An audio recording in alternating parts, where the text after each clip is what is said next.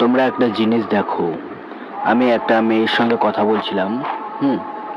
এমনি random SMS করলো, কথা বলছি। তো এবার প্রোফাইলটা একটু দেখো, মেয়েটাকে দেখো, একটু দেখতে থাকো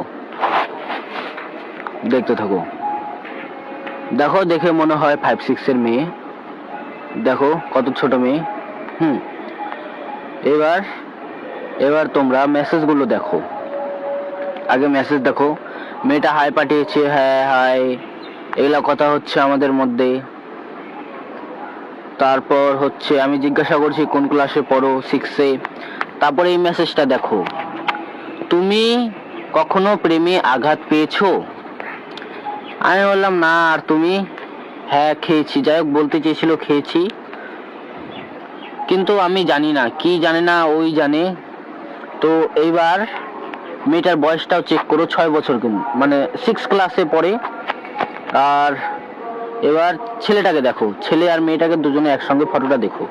এই দেখো, আমি জুম করছি, দেখো, দেখতে থাকো। দেখো এবার ফটোটা দেখো।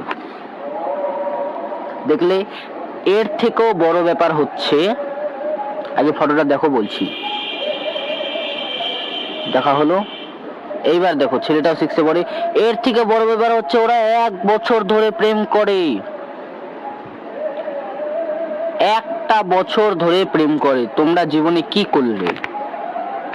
এইটুকু বাচ্চারা প্রেম করছে, তোমরা কি করলে? আমি ওকে লিখেছি, হয়ে গেছে, বাস। আমি আর কিছু করতে চাই না, আমি বাদ দিচ্ছি।